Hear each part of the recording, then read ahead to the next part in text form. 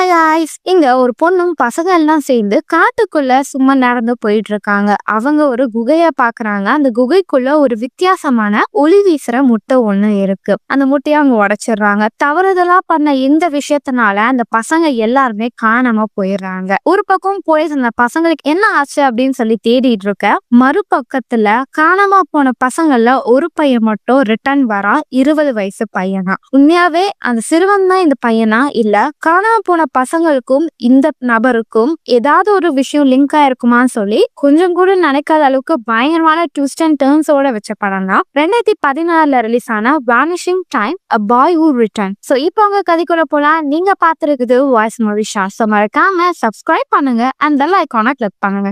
படத்தோட ஸ்டார்டிங்ல ஒரு லேடி நம்ம கிட்ட பேசுற மாதிரி காமிக்கிறாங்க. ஒரு புத்தகத்தை எழுதுறதுக்காக நான் ஒரு சின்ன பொண்ண இன்டர்வியூ எடுத்தேன் கடந்த 3 மாசமா. அந்த பெண்ணை ஹிவானோ அப்படின்ற ஒரு ஐலாண்ட்ல கடத்துனாங்க. அந்த பொண்ணு அங்கிருந்து தப்பிச்சு வந்தா. அவளை பத்தின விஷயத்த நான் இந்த புக்ல எழுதிட்டு இருக்கேன். இது எழுதுறனால தீர்க்க முடியாத இந்த கேஸையும் அந்த பொண்ணை நீங்க நல்லாவே புரிஞ்சுக்கலாம். அப்படி சொல்லி முடிச்சுட்டு இப்போ கேமராவை ஆன் பண்றாங்க.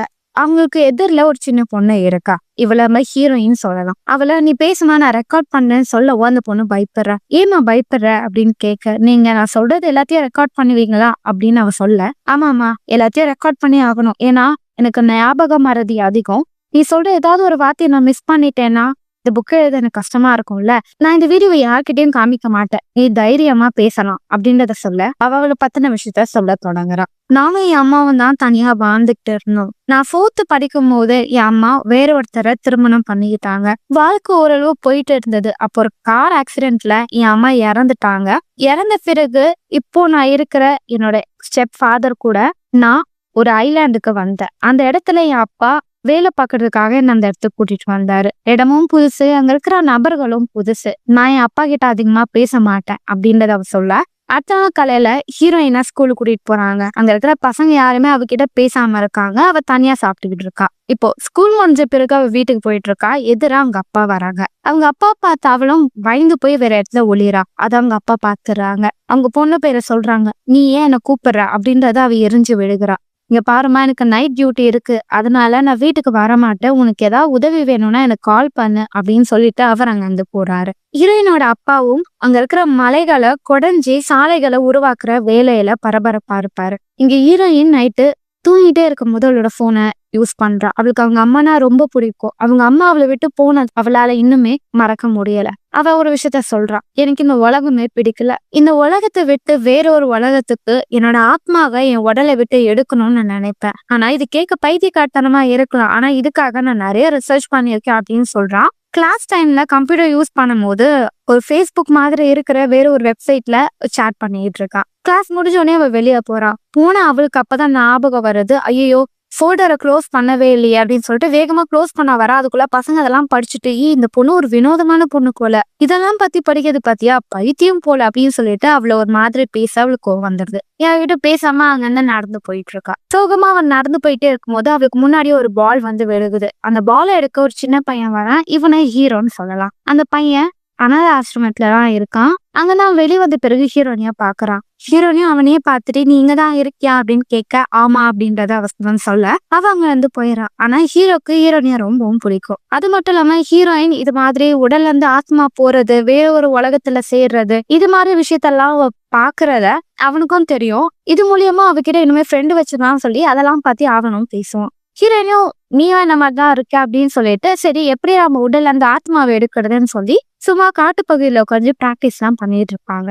இத பார்த்த ஹீரோயினும், டேய் உன் உடல்ல இருந்து ஆத்மா வெளியே போல, நீ கனவுதான் காண்ற அப்படின்னு சொல்லவும், கனவுதான் இது, ஆனா இத நீ பண்ணும் போது உனக்கு ரியலா உன் உடல்ல இருந்து ஆத்மா பறக்கிற மாதிரியே தெரியும் அப்படின்னு சொல்லி அப்படியே பேசிட்டே, சரி நாளைக்கு நம்ம ஒரு விஷயத்த பண்ணலாம் அப்படின்னு சொல்லவும் ஹீரோயின் இரு நம்ம பேசுறது வேற யாருக்காவது தெரிஞ்சா நம்மள ஒரு மாதிரி நினைப்பாங்க, ஒரு சிம்பிள் மாதிரி யூஸ் பண்ணிக்கலாம் சொல்லிட்டு ஒரு நோட்டை கொடுக்குறா. அதுல இருக்க ஒரு சிம்பிளுக்கும் ஒரு அர்த்தம் இருக்கு. இப்ப அடுத்த நாள் காலையில அந்த சிம்பிள் எல்லாம் படிச்ச பிறகு ஈரனோட டேபிள்ல நான் ரெடி அப்படின்றத சொல்ல அவளும் ஒரு நோட்டை ஹீரோ கிட்ட தூக்கி போடுறா. அதுல இன்னைக்கு நம்ம பேய்களை வீட்டுக்கு இன்வைட் பண்ணலாம், ஆனா நீ பயந்து ஓடிடக்கூடாது அப்படின்னு சொல்ல ஒரு பழைய வீடு ஓபன் பண்ணிட்டு உள்ள போறாங்க. அங்க ரத்தம்லாம் ஒரு ஒரு தண்ணியில மிக்ஸ் பண்ணி நிறைய சடங்கு மாதிரிலாம் பசங்க பண்றாங்க. பண்ணிட்டு பேய்க்கு வெயிட் பண்றாங்க. ஆனா அது பேயெல்லாம் ஒன்றும் வரல. அங்க ஒரு பேப்பரை படிச்சு பாக்குறாங்க. ஹீரோயின் அந்த பேய் மூலியமா அம்மா கிட்ட வந்து பேசலாம்னு சொல்லிட்டு ஒரு பேப்பர்ல எழுதி வச்சிருப்பா. அதை அவ பாப்பாத ரிப்ளே வந்திருக்காது. ஹீரோ கிட்ட ஒரு பேப்பர் இருக்கும். சரி நீ என்ன எழுதியிருக்க கூட அப்படின்னு பார்த்தா,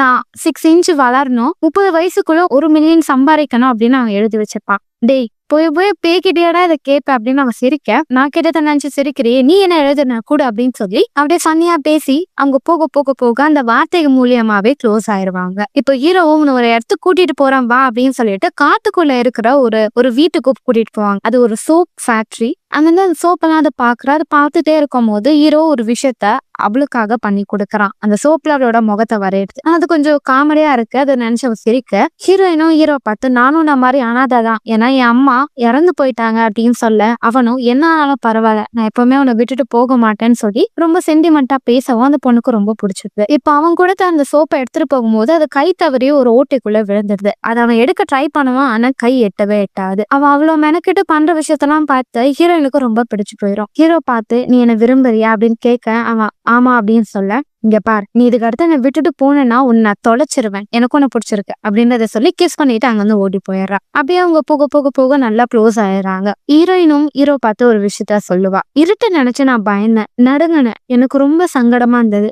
அப்போ என்கிட்ட ஒரு கை வந்தது. அந்த கை என் கையோட சேர எனக்கு அந்த பயம் போனது. நான் கண்ணை திறந்து பார்த்தேன், என் கண்ணு முன்னாடி நீ தான் இருந்த அப்படின்ற விஷயத்த அவ சொல்றா. இப்ப அடுத்த நாள் ஹீரோயின் கடைக்கு போறதுக்காக போயிட்டே இருக்கும் போது டமால்னு ஒரு பொருள் வந்து இடிக்கும். பார்த்தாங்கன்னா அங்க என்ன பசங்க எல்லாம் விளையாடிட்டு இருப்பாங்க. அதுல ஒரு பையன் தெரியாம ஷூட் பண்ண. இதை பார்த்த இரண்டே என்ன நீ அவளை ஷூட் பண்ணும் போது அவளை என்னடா ஷூட் பண்ண, நீ எதுக்கு கத்துற அப்படின்னு சொல்லி பேசிட்டே இருக்கும் போது சரி நீங்க எல்லாம் எங்க போறீங்கன்றது ஹீரோயின் கேட்பா. ஹீரோயின் சொல்ல வர பசங்களா டே உங்ககிட்ட சொல்லாதரா, இது நம்மளோட சீக்ரெட் அப்படின்னு சொல்ல, டே இர்றா அப்படின்னு சொல்லிட்டு இங்க கன்ஸ்ட்ரக்ஷன் சைட் இருக்குல்ல அங்க பாக்குறதுக்காக போறோம் அப்படின்னு சொல்ல, ஆனா அந்த இடத்துக்கு போக கூடாது ஆபத்துன்னு சொன்னாங்களேன்னும் போது நாங்க பசங்க நாங்க போவோம் அப்படின்னு சொல்ல ஹீரோயினுக்கும் ரொம்ப ஆர்வமா இருக்கும். நானும் உங்க கூட வரேனே அப்படின்னு சொல்ல பசங்கலாம் இல்ல எங்க கேங்ல பொண்ணெல்லாம் சேர்க்க மாட்டோம் அப்படின்றத சொல்றானுங்க. ஹீரோ பாக்குறான். டேடி அவ வரட்டும்டா, நீ ஆரம்பத்துலயே சரியே இல்லையே, இர்றா உன்னை வச்சிடறமே சொல்லிட்டு சரி வா போலாம் அப்படின்னு சொல்லிட்டு அப்படியே நடந்து போறாங்க. அப்படி போகும்போது அங்க அந்த கம்பி எல்லாம் தாண்டி போகும்போது ஒரு படிக்கிற பையன் மட்டும் டேடி எனக்கு இன்னைக்கு கிளாஸ் இருக்கு, என்னால உங்க கூட வர முடியாது, நான் போறேன் போது உண்மையை சொல்ல, நீ கிளாஸுக்கு போறியா இல்ல பயந்துட்டு ஓடுறியான் போது டே உண்மையாவே கிளாஸ் இருக்குடா அப்படின்னு சொல்லிட்டு அவன் மட்டும் போயிடறான். இப்ப இந்த 3 பசங்களும் ஹீரோயினும் போயிட்டே இருக்கும் போது ஹீரோயின் அவங்க எல்லாரையும் ஒரு போட்டோ எடுக்கிறோம். இப்ப அவங்க நடந்து போறாங்க. அப்படி நடந்து போகும்போது ஒரு குகையை பாக்குறாங்க. அந்த குகையை பார்த்து ஹீரோயினும் இதுக்குள்ள என்ன இருக்கும் அப்படின்னு சொல்லி ஆர்வமா பாத்துக்கிட்டு இருக்க. சரி என்னதான் இருக்குன்னு பாத்துடலாமே, ஏன்னா கன்ஸ்ட்ரக்ஷன் சைட்ல இன்னும் ஆட்கள் இருக்காங்க, அவங்க எல்லாம் போனாதான் நம்மளால உள்ள போக முடியும், அது வரைக்கும் இங்க நம்ம விளையாடலாம் அப்படின்னு சொல்லிட்டு பசங்கள்ல யாரு முதல்ல போறதுன்னு சொல்லிட்டு விளையாடுறாங்க. அப்ப அங்க குண்டான பையன் நான் போகணுமா, டேடே எனக்கு பயமா இருக்குடான்னு சொல்ல, நீ தான் போகணும் போ உள்ள அப்படின்னு சொல்லிட்டு லைனா ஒவ்வொருத்தவங்களும் டார்ச் லைட் அடிச்சுட்டே உள்ள போறாங்க. அந்த பாதை ரொம்ப குறுகலா இருக்கு. அப்படியே உள்ள போயிட்டே இருக்க கடைசியில தண்ணி மாதிரி ஒரு இடம் இருக்கு. அதை பார்த்து எல்லாமே ஷாக் ஆகுறாங்க. ஏன்னா அந்த தண்ணிக்கு உள்ள ஒரு பிரைட்டான முட்டை மாதிரி ஒண்ணு அடியில இருக்கு. என்னது இது ரொம்ப பிரகாசமா இருக்கே அப்படின்னு சொல்லிட்டு ஹீரோயினுக்கு எனக்கு அதை பார்க்கணும் போல இருக்குன்னு சொல்றவா. சரி நீ திரும்பிக்கும் நான் எடுத்துட்டு வரேன்னு சொல்லிட்டு டக்குன்னு தண்ணிக்குள்ள போய் அதை அவன் எடுக்க முயற்சி பண்ண. அது ரொம்ப அழுத்தமா இருக்கு. ஆனா அது எப்படியோ கஷ்டப்பட்டு வெளியே எடுத்துட்டு வந்துறான். அதை தண்ணியை விட்டு வெளியே எடுத்த உடனே அதோட ஒலி குறைஞ்சிடுது. அந்த இடத்துல இதோ ஒரு மாதிரி சத்தம் கேக்குது. ஹீரோயினும் பசங்களும் சரி இங்க இருந்து போயிடலாம் அப்படின்னு சொல்லிட்டு அந்த முட்டையை எடுத்துட்டு வெளியே வராங்க.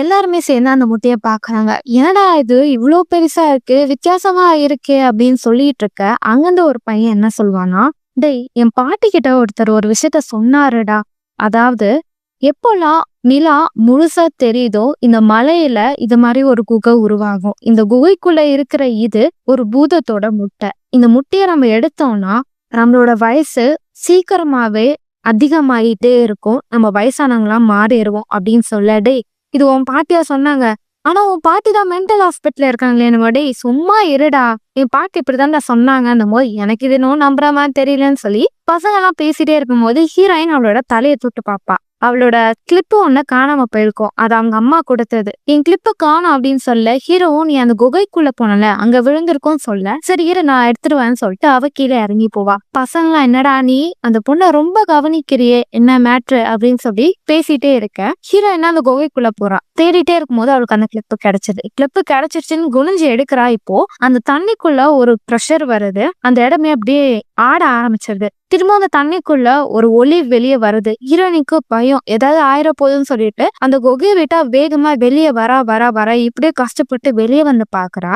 வெளியே பசங்களும் இல்ல. அந்த முட்டை உடைஞ்சு போயிருக்கும். உடனே எல்லாரையும் கூப்பிடுறா. அங்க யாருமே இல்ல. என்ன ஆச்சு அப்படின்னு சொல்லிட்டு அந்த காட்டுக்குள்ள நடந்து போறா. அவளுக்கு வீட்டுக்கு போக வழி கூட தெரியல. இரவுல அந்த காட்டுலயே பயந்து நடுங்கிட்டு இருக்கா. அதே நேரத்துல இங்க கன்ஸ்ட்ரக்ஷன் சைட்ல இருக்கும் போது அங்க நிறைய பேரண்ட்ஸ் வந்து இந்த வேலையை நிறுத்துங்க, எங்க பசங்க இங்கதான் இருக்காங்க, உள்ள மாட்டிக்கிட்டாங்க அப்படின்னு சொல்லி கத்துவாங்க. கிரணோட அப்பாவும் இங்க எந்த பசங்களும் வரலையே, நாங்க யாரையும் பாக்கலன்னும் போது, இல்ல பசங்க எல்லாம் இங்கதான் வந்தாங்கன்னு சொன்னாங்க அப்படின்னு சொல்லும் போது, இல்லம்மா நீங்க யாருமே இல்ல, எங்களுக்கு நல்லாவே தெரியும் போது இப்போ ஒரு கால் வரும். அதுல ஒரு பேரண்ட்ஸும், உங்க பொண்ணு எங்க பசங்களோட சேர்ந்துதான் இங்க வந்திருக்கான்னும் போது அவருக்கு ஒரு பதட்டம் வந்துடும். சரி பசங்க எங்க இருக்காங்கன்னு தேடலாம் அப்படின்னு சொல்லி தேடிட்டே இருக்கும் போது காட்டு பகுதிக்கு போன பசங்க யாருமே காணன்றது தெரியும். உடனே போலீஸ்க்கு இன்ஃபார்ம் பண்ணுவாங்க. போலீஸும் எல்லா இடத்துலயும் செக் பண்ண ஆரம்பிப்பாங்க. அப்படி செக் பண்ணிட்டே இருக்கும் போது ஒருத்தங்களை கண்டுபிடிச்சிட்டோன்னு சொல்லும் போது எல்லா பேரண்ட்ஸும் போய் பார்ப்பாங்க. பார்த்தா ஹீரோயின் அந்த காட்டுக்குள்ள இருப்பா. அவளை கண்டுபிடிச்சிருப்பாங்க. அவங்க அப்பா வராங்க. உடனே ஆம்புலன்ஸ் ஏத்தி ஹாஸ்பிட்டல் கூட்டிட்டு போறாங்க. அவ கொஞ்சம் கியூர் ஆன பிறகு அங்க வந்து போலீஸ் ஆபீசரும் அந்த காட்டுல என்னமா நடந்துச்சுன்னு கேட்க, அவங்க பார்த்த விஷயத்த அப்படியே அவங்க கிட்ட சொல்லுவா. ஆனா இதை கேட்ட ஆபீசரும் அவங்க அப்பாவும், தலையில ஏதாவது அடிபட்டுச்சாமா உனக்கு, ஏமா அப்படி தேவையில்லாதான் சொல்ற, நீ அங்க யாராவது பாத்தியா, பசங்க யாராவது கூட்டிட்டு போனாங்களா அப்படின்னு சொல்லிட்டு ஆபீசரும் அவங்க அப்பாவும் கேக்குறாங்க. தான் சொல்றத அவங்க நம்பவே மாட்டேன்றாங்கன்னு நினைச்சா அவ ரொம்ப வருத்தப்படுவான். இப்போ ஹீரோயின் குணமான பிறகு அவளை அந்த மலைக்கு கூட்டிட்டு போக சொல்லுவாங்க. அந்த குகையை காமிக்க சொல்லுவாங்க. அவளும் நடப்பா. அந்த குகையை அவளால கண்டுபிடிக்க முடியாது. பேரண்ட்ஸ் எல்லாருக்கும் கோவம் வந்துடும். உண்மையை சொல்லு, குகைன்னு ஒண்ணு இருந்துச்சா இல்ல நீ எங்க பசங்க எல்லாரையும் கொலை பண்ணிட்டியா, கிளாஸ்ல எல்லாம் பேசிட்டாங்க, நீ ஒரு பைத்தியம், உண்மையை சொல்லிடின்னும் போது அவங்க அப்பா கோவம் வந்துடும். வாய் இருக்குன்னு வார்த்தையை விடாதீங்க, என் பொண்ணு பைத்தியம் உங்ககிட்ட யார் சொன்னோம் அப்படின்னு சொல்லிட்டு அவங்க அப்பா கோவப்பட அங்க ஒரு சலசலப்பு உண்டாயிரும். உடனே ஆபீசரும், வாய மூடுறீங்களா, நீங்களாம் உங்க குழந்தைய தேடி வந்திருக்கீங்க, இது சண்டை போடுற நேரமா அப்படின்னும் போது இப்போ ஒரு கால் வரும். ஒரு பையனோட உடம்பு கிடைச்சிருச்சுன்னு சொல்லுவாங்க. அவங்க அம்மாவும் அழுதுட்டே அந்த இடத்துக்கு போய் பார்த்தா பார்க்கல அந்த பையனோட சடலம் இருக்கும். அந்த நியூஸ் எல்லா இடத்துலயும் பரபரப்பா இந்த தீவுல குழந்தைங்க காணாம போயிட்டாங்க, ஒரு பையனோட சடலம் கிடைச்சிருச்சுன்னு சொல்லுவாங்க. அதே இடத்துல ஆபீசருங்க பசங்க அந்த மலைக்கு கிட்டலாம் போயிருக்காங்க. அங்க இறந்தா கூட அந்த உடல் அங்கதானே இருக்கும், எதுக்கு ரொம்ப தூரம் தள்ளி பார்க்ல இருந்திருக்கு, ஒருவேளை அந்த கன்ஸ்ட்ரக்ஷன் வேலை பாக்குறவங்க அங்க பிரச்சனையே வரக்கூடாதுன்னு அந்த உடலை எடுத்துட்டு வந்து இங்க புதைச்சிட்டாங்கன்னு சொல்லி போலீஸுங்க பயங்கரமா இன்வெஸ்டிகேட் பண்ண ஆரம்பிப்பாங்க. இப்ப அடுத்த நாள் இறந்து போன அந்த பையனோட வீட்டுல ஃபியூனரல் ஆரம்பிக்கும். அதை நினைச்சு அங்க இருந்து எல்லா பசங்களும் அழுக ஆரம்பிப்பாங்க. இப்போ ஹீரோ கூட இருந்து அந்த வீட்டுக்குள்ள போவான். அந்த வீட்டுல அவ என்ன சொல்லுவாங்கன்னா, ஃப்ரெண்டு இறந்துட்டானே நினைச்சு எனக்கு ரொம்ப கஷ்டமா இருக்கு, ஆனா அதுல எனக்கு ஒரு வித சந்தோஷம் என்னன்னா அது உன் உடல் கிடையாது, நீ எங்கேயோ ஒரு இடத்துல உயிரோட இருக்கேன்னு நினைக்கும் போது எனக்கு கொஞ்சம் நிம்மதியா இருக்கு அப்படின்னு சொல்லிட்டு அப்படியே மனசுக்குள்ளே நினைச்சுக்கிட்டு இருப்பா. இப்ப கொஞ்ச நாள் கழிச்சு காணப்போனேன்னு ஒரு பையனோட வீட்டுல எல்லாம் அழைச்சிக்கிட்டு இருக்கா. அந்த பையனோட அண்ணன் வெளியே வருவான். பார்த்தா அவன் தம்பியோட ஆடு அங்க இருக்கும். அதை பார்த்து போலீஸ் கிட்ட சொல்லிடுவாங்க. இதுக்கெல்லாம் காரணம் ஒரு சைக்கோ கில்லர் தான், அவன் தான் கொலை பண்ணிட்டு இப்படி பண்ணிட்டு இருக்கான் அப்படின்னு சொல்லி நியூஸ்ல எல்லாம் சொல்லிக்கிட்டு இருப்பாங்க. அவனை கூடிய சீக்கிரம் நாங்க கண்டுபிடிச்சிருவோம், சிசிடிவி கேமரால அவனோட ஃபேஸ் இருக்கு அப்படின்னு சொல்லுவாங்க. அதே மாதிரி அந்த ஆடைகள் எல்லாமே காணாம போன பசங்களோட தான் சொல்லி ஹீரோனியை வச்சு அவங்க கன்ஃபார்ம் பண்ணிப்பாங்க. அடுத்த நாள் காலை ஹீரோனி வீட்டுல இருக்கும் போது அந்த வீட்டுக்குள்ள யாரோ இருக்கிற மாதிரி அவளுக்கு தோணுது. வீட்டை விட்டு வெளியே வந்து பாக்குறா. யாரோ ஒருத்தங்க காட்டு வழியா வேகமா ஓடி போறாங்க. ஒருவேளை ஹீரோவோ அவன் தான் இங்க வந்திருப்பானான்னு சொல்லிட்டு அவளும் காட்டுக்குள்ள வேகமா ஓடிக்கிட்டே இருக்கா. டயர்ட்ல அவ கீழே உட்கார அவளுக்கு முன்னாடி ஒரு நபர் வராங்க. முகத்தை கவர் பண்ணவரு கிட்ட வந்து ஹீரோனோட கன்னத்தை தொடுறாரு.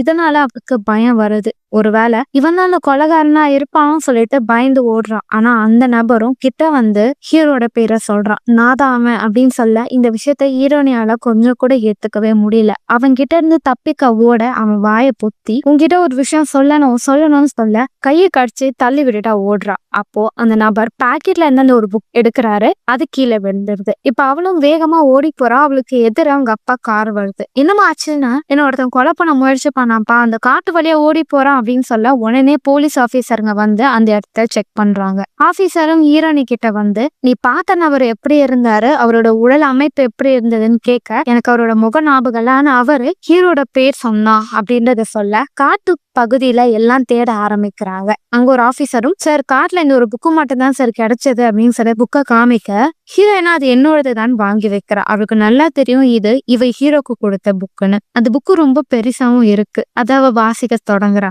அந்த புக்கை எழுதினது ஹீரோ தான். ஏன்னா அதுல இருக்கிற சிம்பிள் ஹீரோக்கும் ஹீரோனிக்கும் தெரிஞ்சது. அந்த புக்கை ஹீரோனி வாசிக்க தொடங்குறா. அதுல என்ன இருக்கும்னா, நீ அந்த குகைக்குள்ள போன பிறகு என்ன நடந்ததுன்னா, என் ஃப்ரெண்டு ஒருத்தன் அந்த முட்டைய கையில வச்சிருந்தான். அதுல சில அசைவுகள் தெரிஞ்சது. உள்ள ஏதோ ஒரு மான்ஸ்டர் இருக்கும் அப்படின்னு அவன் நினைச்சான். பயந்து கையை விட்டு தவற நான் அதை பிடிச்சிக்கிட்டேன். இதை வச்சிடலாம்டா வேணாண்டான்னு அவன் சொன்னான். இல்ல நம்ம இதை உடைச்சிடலாம், ஆனா அதுக்குள்ள மான்ஸ்டர் இருந்தா என்ன பண்றதுன்னு என் ஃப்ரெண்ட கேட்டான். மான்ஸ்டர் தானே பாத்துக்கலாம், ஏன்னா குட்டி எப்பவுமே வெளியே வந்த பிறகு முதல்ல பாக்குறத தன்னோட அம்மாவை நினைச்சுக்கோ. நான் அதை வளர்த்துக்கிறேன்னு சொல்லி அந்த முட்டைய நான் எல்லா கிட்டையும் கேட்டுட்டு உடைச்சேன். உள்ள ஒண்ணுமே இல்ல, ஆனா ஒரு காத்து மாதிரி வெளியே வந்தது. இதுக்குள்ளதான் ஒண்ணும் இல்லையே, வீட்டுக்கு போனா சொல்லிட்டு உன்னை கூப்பிடுறதுக்காக நான் கோவைக்குள்ள வந்தேன். பார்த்தா நீ சிலை மாதிரி நின்னு அங்க இருந்த ஒரு சின்ன தண்ணி துளி அப்படியே நடுவுல பறந்துட்டு இருந்துச்சு. நான் வெளியே வந்தேன். என் ஃப்ரெண்ட்ஸ் பார்த்தாங்க. வானத்துல பறவைங்க அசையாம இருந்தது.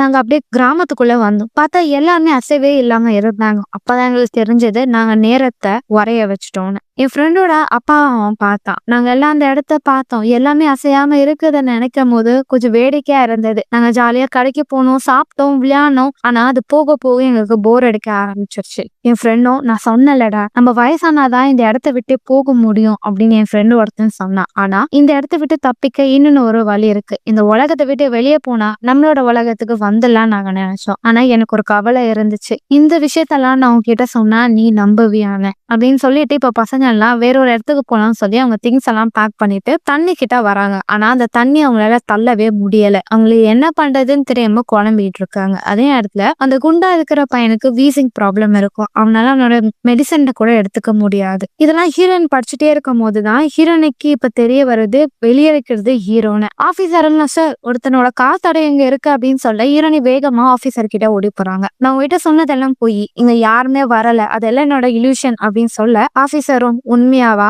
ஆனா நீ ஹீரோ பேர் அந்த ஆள் சொன்னான்னு சொன்னியன்னும் போது அப்பெல்லாம் ஒண்ணும் இல்ல சார், நான் உங்ககிட்ட போய் சொன்னதுக்கு மன்னிச்சிருங்கன்னு சொல்ல அவங்க எல்லாம் அந்த இடத்த விட்டு போறாங்க. இப்ப ஆபீசரும் இது மாதிரி உடலை விட்டு போற விஷயங்கள்லாம் உண்மையா பொய்யான்னு சொல்லிட்டு செக் பண்ணிட்டு இருக்காரு. இப்ப ஹீரோ என்ன சொல்றான்னா, நாங்க இந்த தீவை விட்டு போகணும்னு நினைச்சோம், ஆனா அதை எங்களால பண்ண முடியல. சரி, இருக்கிற நாட்களை நான் என்ன தொடங்கினேன். அந்த நேரத்துல என்னோட குண்டான ஒரு ஃப்ரெண்டுக்கு உடம்பு ரொம்ப முடியாம போச்சு. அவன் ரொம்ப கஷ்டப்பட்டு இருந்தான். ஆனா அந்த விஷயம் நாங்க கவனிக்கவே இல்லை. ஒரு நாள் அவன் ரொம்ப உடம்பு முடியாம இருந்தான். இன்னொன்னு ஒரு ஃப்ரெண்டை நான் கூப்பிடணும்னு சொன்னான். நான் போனேன். ஆனா அவன் என்னை பார்த்துட்டு, டேய் என்னை விட்டு ரொம்ப தூரம் போயிடாதீங்கடா அப்படின்னு சொன்னான். அவன் சொன்ன விஷயம் எனக்கு அப்ப புரியல. நாங்க வந்தோம், காமிக்ஸ் புக் படிக்க ஆரம்பிச்சோம். அது வேடிக்கையா இருந்தது, அதனால நேரம் போறதே தெரியல. படிச்சு முடிச்சுட்டு அந்த புக்கை அவன் கிட்ட காமிக்கலான்னு வந்து பார்த்தோம். அவன் அப்படியே சில மாதிரி இருந்தான். அவனோட உடல்ல இருந்தா உயிர் போயிடுச்சு. எங்களால இதை நம்ப முடியல. என் ஃப்ரெண்டு எப்பவுமே அழமாட்டான், ஆனா இந்த விஷயத்த பார்த்தா அவன் அன்னைக்கு கதறி கதறி அழுதது எனக்கு இன்னும் ஞாபகம் வரும். என்ன பண்றது எங்களுக்கு தெரியல.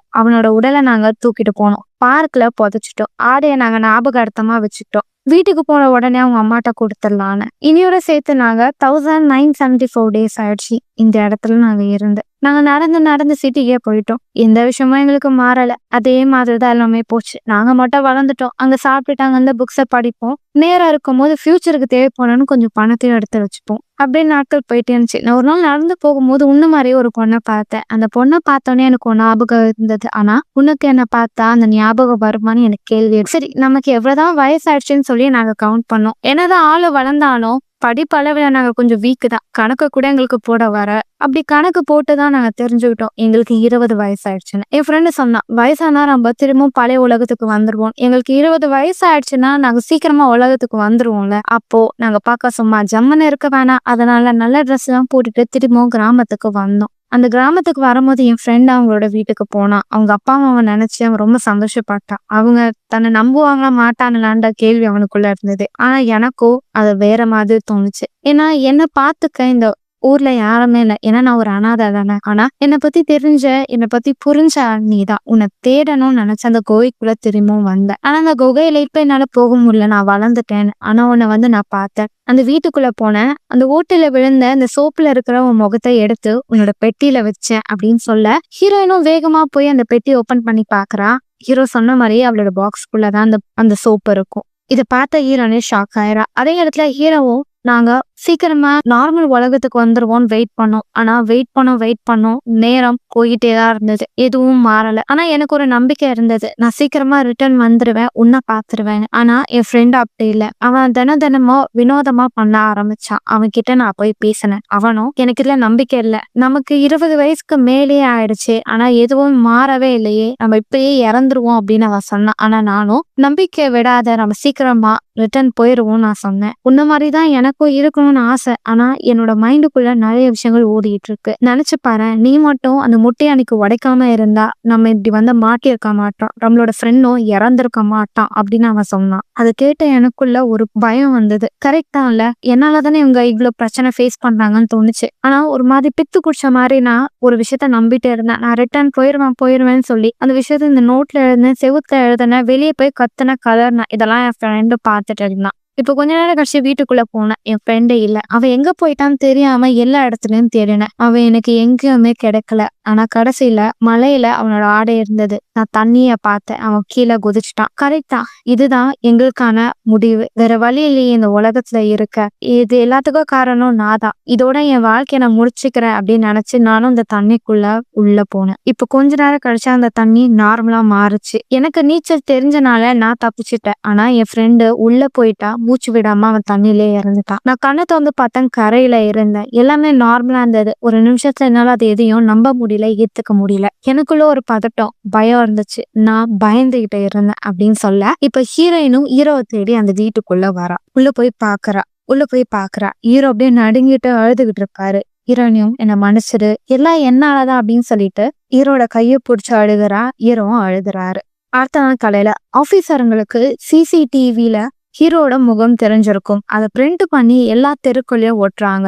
இவன் தான் கில்லர், இவனை பார்த்தா சொல்லுங்கன்னு. அதே எங்க ஹீரோயினும் ஹீரோக்கு சாப்பாடு எடுத்துட்டு வந்து தரா. ஹீரோ சாப்பிடுறாரு. அவருக்கு ஞாபகம் இல்ல இங்க எந்த பொருளும் மிதக்காதுன்னு. தெரியாம சாப்பாட்டை அப்படியே பிடிச்சு நிக்கிறாரு. அது கீழே விழுந்துடுது. என்ன மன்னிச்சிரு அப்படின்னு சொல்லிட்டு அதை சாப்பிட எடுக்கிறாரு. அப்பதான் ஹீரோயினி நோட் பண்றா ஹீரோட முகம் அப்படியே அலங்கோலமா இருக்குன்னு. சரிவா அப்படின்னு சொல்லிட்டு ஹீரோக்கு ஹேர் கட் பண்ணி விடுறா. ஹீரோ ஆல்ரெடி நிறைய பணம் எடுத்து வச்சிருப்பாரு. அதுல அவருக்கான எல்லா ஆடைகளும் வாங்கிட்டு வந்து தரான். இங்க பார், இங்க நீ சொல்றத நம்புற மாதிரி நீ பேசணும் அப்படின்னு சொல்லிட்டு பிராக்டிஸ் பண்ற. ஆனா ஹீரோக்கு ஒரு பயம், யாரும் நம்பலன்னா என்ன பண்றதுன்னு. சரி நீ ஒன்னும் பயப்படாத. சரி உன் ஃப்ரெண்டு நீ பாத்தியானும் போது ஸ்டார்டிங்ல இவங்க குகைக்கு வரும்போது ஒரு பையன் மட்டும் ஓடி போயிருப்பான். அவன் கிட்ட நான் பேசுறதுக்கு போனேன்னும் போது புரிஞ்சது. அவனா என்ன மாதிரி பயந்து ஓடிட்டான் தானே அப்படின்னும் போது, ஆமா எனக்கு இந்த விஷயத்தெல்லாம் அவன் கிட்ட சொல்லணும்னு தோணுதுன்னும் போது, சரி நீ எழுதின டைரியே நம்ம அவன்கிட்ட கொடுக்கலாம்னு சொல்லிட்டு ஹீரோனி அதை ரெடி பண்ணி அந்த ஃப்ரெண்டு கிட்ட கொடுக்கறான். ஆனா அவனும் என்ன பார்த்து அவனுக்கு பைத்தியமா தெரியுதா, என் அப்பா சொன்னாங்க அவனுங்க எல்லாம் இறந்துட்டாங்க, இதை நீ எழுதின டைரி தானே,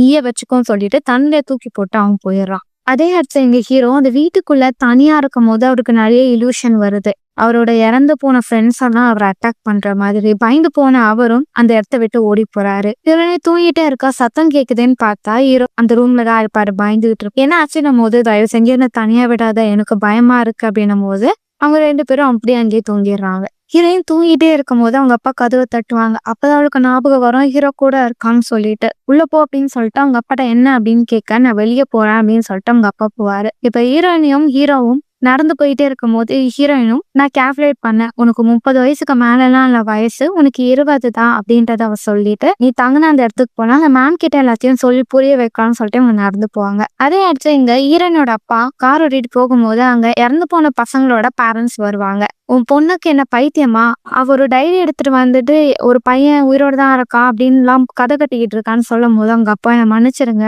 அப்பெல்லாம் ஒண்ணும் இருக்காதுன்னும் போது உன்னோட பைத்தியக்கார பொண்ணை இங்கெல்லாம் விட்டு வைக்காதீங்கன்னும் போது, இங்க பாருங்க கண்டவங்க சொல்ற கதையெல்லாம் என்கிட்ட சொல்லாதீங்கன்னும் போது சண்டை மாதிரி வந்துடும். அதே இடத்துல எங்க ஹீரோயினியும் அந்த அநாத ஆசிரமத்துல போய் அங்க அந்த டீச்சர் கிட்ட, மேம் ஹீரோ இறந்து போகலாம், இன்னும் உயிரோட தான் இருக்கான், என்ன அவனுக்கு ஒரு 10 வயசு அதிகமா இருக்கும், அவன் வருவான் மேம் அப்படின்னு சொல்ல, என்னமா சொல்ற, இருங்க இருங்க நான் அவனை கூட்டிட்டு வரேன் அப்படின்னு சொல்லிட்டு இவங்க வெளியே போவாங்க. வெளியே போயிட்டு ஹீரோவை கூட்டிட்டு வரதுக்குள்ள அவங்க அப்பா அங்க வந்துருவாரு. வெளியே போய் என்னென்ன கதை சொல்லி வைக்கிற, உன்னை பத்தி மத்தவங்க எப்படி பேசுறாங்க தெரியுமா சொல்லிட்டு அவங்க பொண்ணை தர கார்ல இழுத்துட்டு போயிருவாரு. ஹீரோவும் வருவாரு.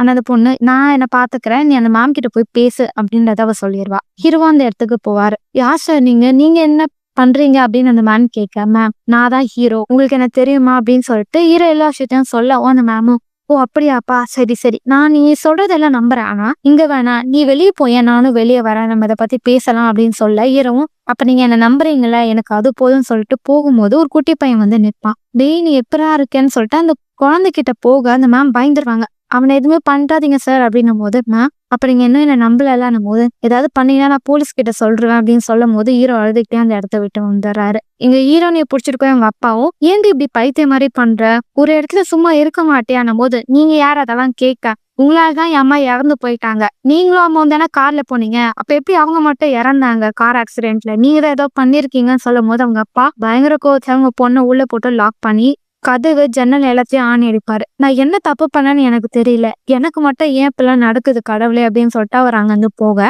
கொஞ்ச நேரம் கழிச்சு கதவை யாரோ உடைப்பாங்க. பார்த்தா ஹீரோ வந்திருப்பாரு. ஹீரோனே வெளியே கூட்டிட்டு போவாரு. அதே இடத்துல எங்க அப்பா கார் ஓட்டிட்டு போகும்போது அவங்க பொண்ணோட போனும் அவர்கிட்ட இருக்கும். அந்த போனை ஆன் பண்ணி பார்த்தா அதுல அவங்க பொண்ணோட செல்ஃபி எடுத்திருப்பா ஹீரோ கூட. இவன் தானே கொலைகாரன், இவன் கூட நம்ம பொண்ணு இருக்கு அப்படின்னு சொல்லிட்டு போலீஸ்க்கு கால் பண்றாரு. அதே இடத்துல எங்க ஹீரோவும் அந்த பொண்ணு கிட்ட, என் ஃப்ரெண்டு சொன்னா அந்த குகைக்குள்ள இருக்க அந்த முட்டையை எடுத்தா அவங்க காணாம போயிருவாங்க அப்படின்னு சொல்லும் போது, ஹீரோ நீங்க அந்த முட்டையை எடுத்த பிறகு நான் தண்ணி பார்த்தேன், திரும்ப ஒரு முட்டை வந்தது, அப்ப அந்த முட்டையை நம்ம போலீஸ் முன்னாடியே காமிக்கலாம், அப்பதான் அவங்களா நம்புவாங்க, கூடிய சீக்கிரத்துல முழு நிலா வரப்போகுது அப்படின்னும் போது ஹீரோ கோவப்படுவார். இல்ல நீ அதை எடுக்காத, அது எடுத்துதான் என் ஃப்ரெண்டுங்க எல்லாருமே இறந்துட்டாங்க, எங்க வாழ்க்கையே போயிடுச்சு, உன் வாழ்க்கை அப்படி நடக்க நான் விட மாட்டேன், அது எதுவுமே பண்ண வேணாம் போது அப்ப போலீஸ் நம்ப மாட்டாங்களேன்னும் போது, அவங்க நம்புறாங்களோ நம்பலையோ அதெல்லாம் நமக்கு முக்கியமே இல்லை, எனக்கு நீ என்ன நம்பினா போதும், இந்த உலகத்துல என்னை பத்தி உனக்கு நல்லா தெரியும், நீ என்ன நம்புற நீ என் கூட இருந்தா போதும், நம்ம இந்த ஊரை விட்டு போயிடலாம், எங்கேயாவது போய் வாழலாம் அப்படின்னு சொல்லும் போது ஹீரோனியா ஒத்துப்பா.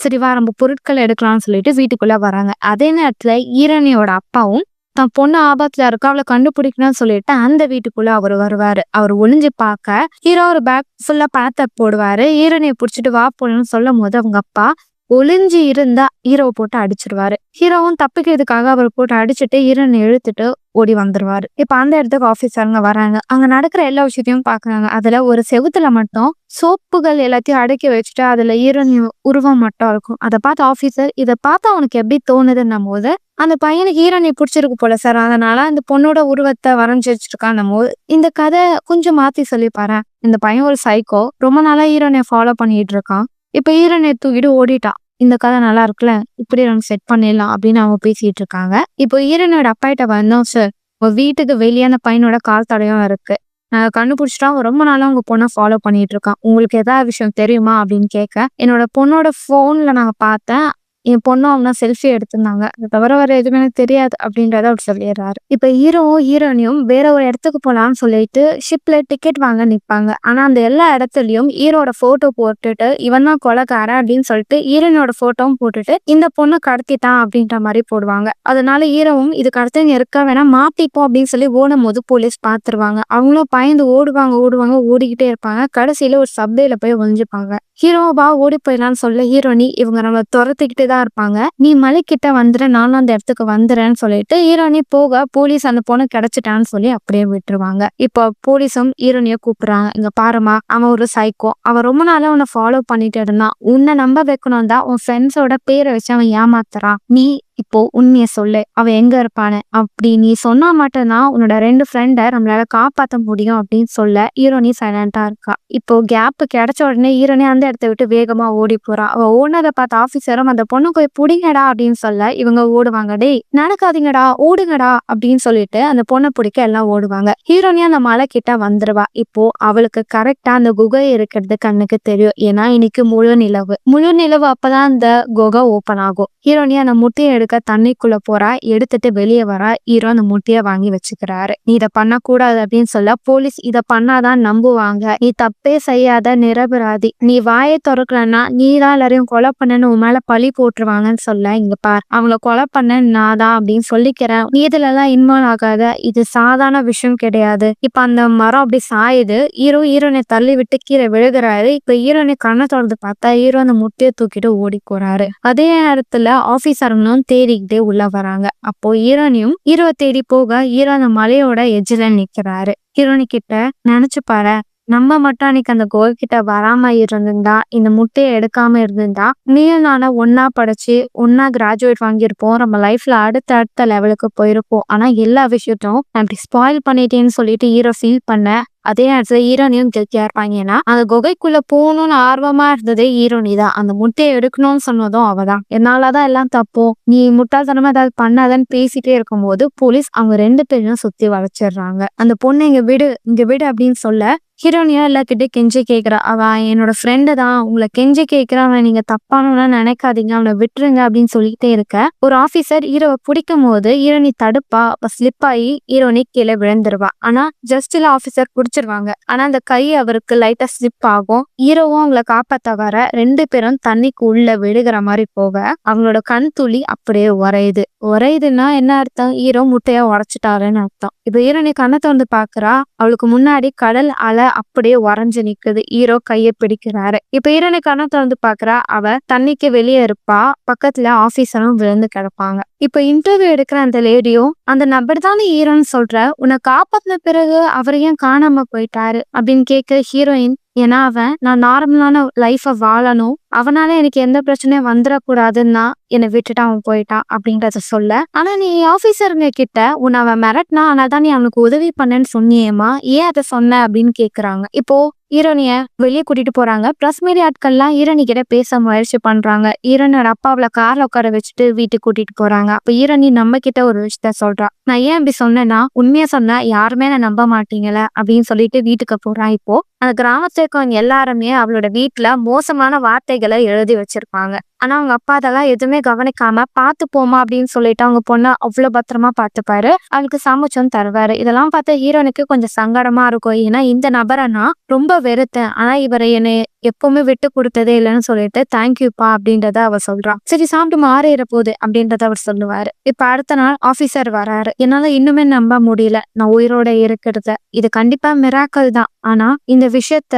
வெளியே சொன்னா யாரும் நம்ப மாட்டாங்க. நான் உன் நல்லதுக்கும் அவனுக்கும் சொல்றேன். நீ நான் சொன்னதை சொல்லு. அவ உன்னை மிரட்டினாலதான் நீ அவனுக்கு ஹெல்ப் பண்ணேன்னு அப்படி சொன்னா மட்டும்தான் இந்த விஷயம் முடியும் அப்படின்னு சொல்லிட்டு ஆபீசர் போறாங்க. ஆபீசர் சொன்னதைதான் அவ அங்க இருக்கிறவங்க கிட்டயும் சொல்லியிருப்பான். இப்ப ஹீரோனி அந்த லேடி கூப்பிடுறாங்க. நீ சொன்னதெல்லாம் நான் ரெக்கார்ட் பண்ணிட்டேமா, இப்ப சொல்லு, நான் அதை புத்தகமா மாத்தவா அப்படின்னு கேட்க, பண்ணுங்க, ஆனா லாஸ்ட்ல இந்த விஷயத்த ஆட் பண்ணுங்கன்னு சொல்லி ஒரு பேப்பரா கொடுக்குறா. அதுல நிறைய சிம்பிள் இருக்கு. இது என்ன சொல்ல வருது அப்படின்னு அவ சிரிப்பா. இது சீக்ரெட் அப்படின்னு சொல்றா. இப்போ கொஞ்ச நாட்கள் கழிச்சு காமிக்கிறாங்க. அந்த லேடி புக்கா ப்ரிப்பேர் பண்ணிட்டு ஃபர்ஸ்ட் காப்பி ஹீரோனி கிட்ட கொடுப்பாங்க. அதை பார்த்த ஹீரோனி ரொம்ப சந்தோஷப்படுவா. இப்ப அவங்க அப்பா போலாமா அப்படின்னு சொல்ல அவ கார்ல ஏறி போறா. அப்படி போய்கிட்டே இருக்கும் போது தூரத்துல ஹீரோ மாதிரியே ஒரு உருவம் தெரியும். காரை விட்டு வேகமா இறங்கி ஓட ஆரம்பிப்பா. ஆனா அது ஹீரோ கிடையாது. அவங்க அப்பாவும் யாருமா தெரிஞ்சவங்களா, சரி வா போலாம் அப்படின்னு சொல்லிட்டு கூட்டிட்டு போறாரு. இப்ப ஹீரோனியும் இருட்டு நினைச்சு நான் பயந்தேன், நடுங்கினேன், எனக்கு ரொம்ப சங்கடமா இருந்தது. அப்போ என்கிட்ட ஒரு கை வந்தது. அந்த கை என் கையோட சேர எனக்கு அந்த பயம் போனது. நான் கண்ணை திறந்து பார்த்தேன். என் கண்ணு முன்னாடி நீ தான் இருந்த அப்படின்ற விஷயத்த அவ சொல்றா. இப்ப ஹீரோனியும் தூரத்துல யாரோ நபர் ஹீரோனை ஃபாலோ பண்ற மாதிரியே தெரியும். ஆனா விலகி போவாங்க. ஹீரோனையும் ஓடி போய் பார்த்தா ஹீரோ இருப்பாரு. ஆனா அவருக்கு இன்னுமே வயசாயிருக்கும். ஹீரோவை பார்த்து அவர் ரொம்ப சந்தோஷப்படுறா. ஹீரோவும் சந்தோஷப்படுறாங்க. அப்படியே தூரமா அந்த வியூவை காமிச்சு இதோட இந்த படத்தை முடிக்கிறாங்க. சோ எப்படி இருந்துச்சு மக்களே? படம் உங்களுக்கு பிடிச்சிருக்கும்னு நினைக்கிறேன். என்னால முடிஞ்ச அளவுக்கு ரொம்ப டீட்டெயிலா உங்களுக்கு சொல்லியிருப்பேன். அடுத்த ஒரு சுவாரஸ்யமான படத்துல நான் உங்களை சந்திக்க வரேன். Until then, bye bye.